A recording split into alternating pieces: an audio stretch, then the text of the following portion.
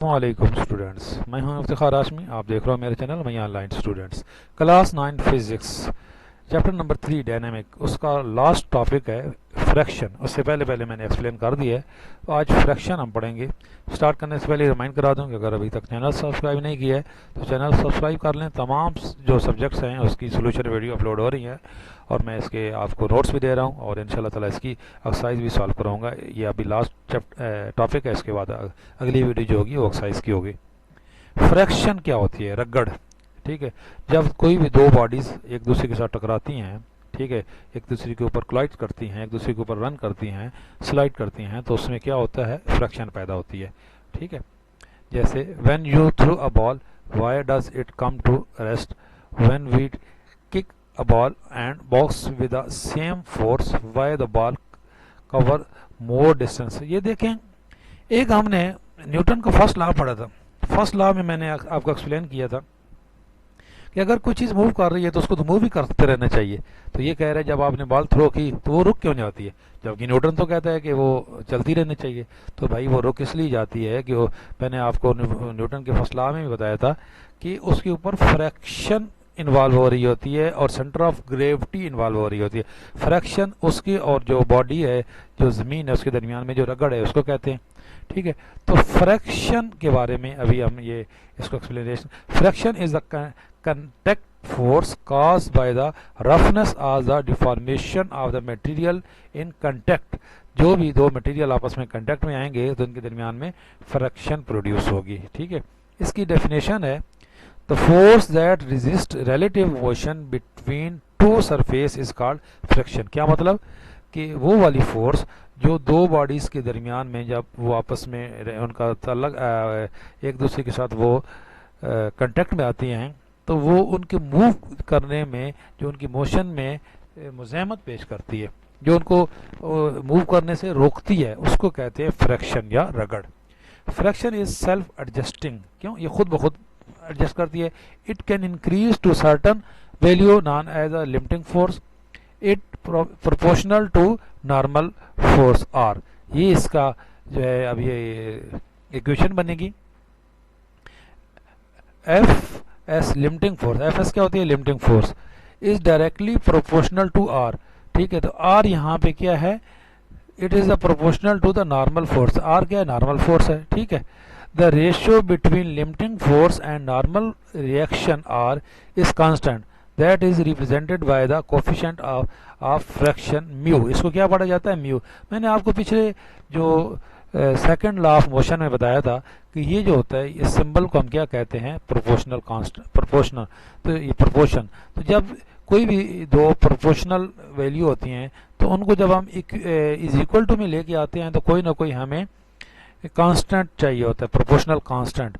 तो इसका proportional constant होता है म्यू। ये म्यू इसको पढ़ा जाता है, ये जो यू की तरह है इसको म्यू पढ़ा जाता है। तो म्यू इसके साथ आर क्या हो रहा है? मल्टीप्लाई हो रहा है, दूसरी साइड पे जाके क्या हो जाएगा? डिवाइड हो जाएगा। तो mu is equal to F S upon R. Where a body is placed on the surface, its weight W act downward, then according to the Newton third law of motion R is equal to W and W is equal to M G. ये क्या बात है?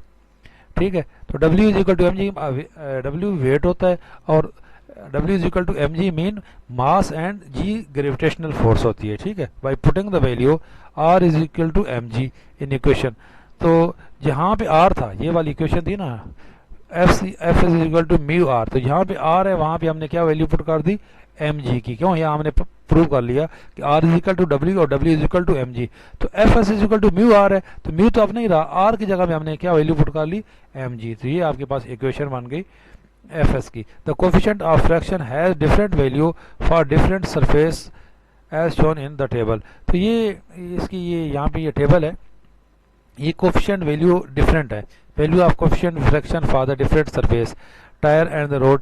Tyre और road के दरमियान में उनकी जो कोफिशिएंट वैल्यू होती है वो कितनी होती है? 1.0 होती है। आयरन एंड आयरन, लोहे के ऊपर लोहा, तो 1.0 होती है। गिलास एंड गिलास, तो ये मुख्तलिफ है, ये आपसे पूछी जा सकती है, तो आपने ये याद कर लेना यहाँ से। अब ये एक एक्टिविटी है, ये आप खुद कर सकते हो, स्प्रिंग बैलेंस वाली। ठीक है, कि आप एक बैलेंस लो, ये वेरी सिंपल है, ये बोर्ड पेपर में तो नहीं आ सकती। ठीक है, जिसको आप जस्ट रीड आउट कर लेना। Time of fraction, types of fraction, fraction की टाइप्स कितनी है ये इंपॉर्टेंट है, आप पूछी जा सकती है आपसे। ठीक है, ये देखें यहाँ पे उन्होंने वेबसाइट दी हुई हैं कि आप इन वेबसाइट से मज़ीद जो है अगर आप इसकी तफसीलात पढ़ना चाहते हैं और ज़्यादा नॉलेज लेना चाहते हैं तो ये बुक ने खुद ही आपको ये वेबसाइट दी हुई हैं, आप यहाँ पे भी जा सकते हैं, यहाँ से आपको इसकी जो है वो हेल्प मिल जाएगी। इस टॉपिक से रिलेटेड टॉपिक इसकी इन्होंने वेबसाइट दी हुई है। स्टैटिक फ्रैक्शन क्या होती है? It is a force acting on object at a rest that resist its ability to start moving. The maximum static friction is known as limiting friction. ये कौन सी फ्रैक्शन होती है? Force. It is a force act on object that is rest, जो एक rest position में एक पड़ी हुई है, ठीक है, एक बॉडी रेस्ट पोजीशन में पड़ी हुई है, तो that resist its ability to start move, जो उसको जब मूव करने लगे तो उसके ऊपर जो फोर्स उसको रोकती है मूवमेंट से, उसको कहते हैं स्टैटिक फ्रैक्शन। ठीक है, और the maximum static friction is known as limiting fraction.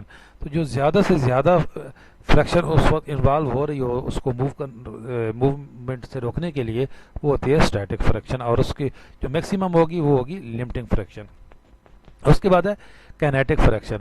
It is a fraction that resist the moving of a moving object, motion of a moving object. कोई चीज़ मूव कर रही है तो उसके ऊपर जो फ्रैक्शन इन्वॉल्व हो रही है वो थी रेस्ट पोजीशन वाली, जो कि ये मूव कर रही है, तो उसके ऊपर जो फ्रैक्शन इन्वॉल्व हो रही होगी वो होगी kinetic friction. It is interesting to know that in almost all situation static friction is greater than the kinetic friction. तो काइनेटिक फ्रैक्शन से काइनेटिक फ्रैक्शन से हमेशा जो है वो स्टैटिक फ्रैक्शन ज़्यादा होती है। ठीक है, ये वो कह रहे हैं all situation static friction is greater. तो स्टैटिक फ्रैक्शन क्या होती है? ज़्यादा होती है। स्लाइडिंग फ्रैक्शन क्या होती है? When one body slide over the other body, the friction between two surfaces is said to be sliding friction. जब एक बॉडी के ऊपर कोई दूसरी बॉडी स्लाइड कर रही हो तो उसको कहते हैं स्लाइडिंग फ्रैक्शन। रोलिंग फ्रैक्शन क्या है? When a body move on a wheel, the friction is said to be a rolling fraction. Rolling fraction is much lesser than the sliding fraction. Slide होता है जैसे एक गत्ता है, उसके ऊपर दूसरे एक कोई लकड़ी का प्लेन है, लकड़ी की कोई तख्ता है, उसके ऊपर दूसरा तख्ता आप खींचो तो उसको स्लाइडिंग फ्रैक्शन होगी। रोलिंग फ्रैक्शन जिसमें जैसे पहिया है जिसमें कोई रोल बना हुआ, ठीक है, तो ये रोलिंग फ्रैक्शन कहलाती है। तो इसके एप्लीकेशन एडवांटेज क्या है और डिसएडवांटेज क्या है? Very important.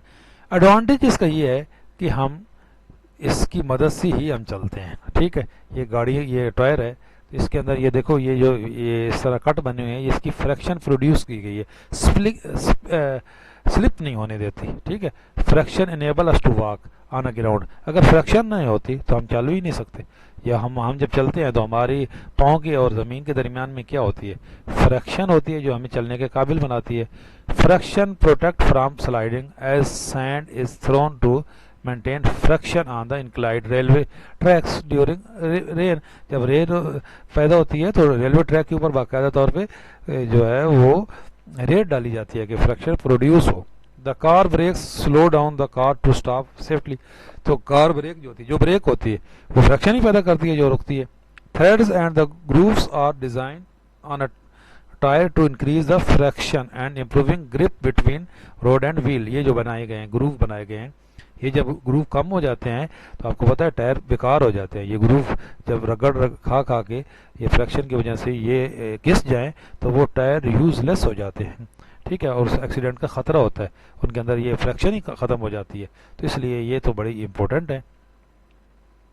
Now vehicle are equipped with the anti lock braking system, anti-lock brake ABS. ABS is designed to maintain steering stability, improve vehicle control, avoid skidding, and they decrease stopping distance on the dry and slippery surface. The ABS maintains the static friction. तो ये कह रहे ABS भी क्या करता है? तो अब आप यहाँ तक आपको पता चल गया कि ये इसके फ़ायदे क्या होते हैं।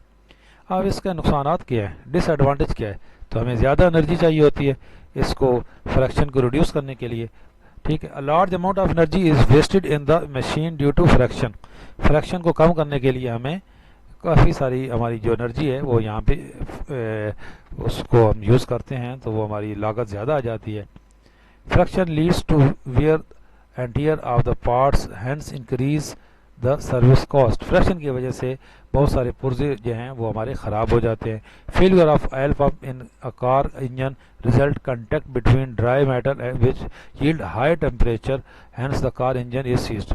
तो फ्रैक्शन की वजह से आपका कार का इंजन भी सीज हो जाता है। ठीक है, तो वे इसको फ्रैक्शन को हम कैसे कम कर सकते हैं? हम आयल से wheel poles ball bearing lubricant and the gripping are use to overcome the friction. एक तो है कि आप ये बॉल बेयरिंग यूज़ करते हैं, फ्रैक्शन को कम करते हैं। व्हील जो है, पहिया जो है, सबसे पहला वो फ्रैक्शन को कम करने के लिए उसको, उसके बाद जो है हम इंजन के अंदर जो ऑयल देते हैं तो वो फ्रैक्शन को कम करने के लिए ऑयली सरफेस हो तो उसमें फ्रैक्शन कम हो जाती है।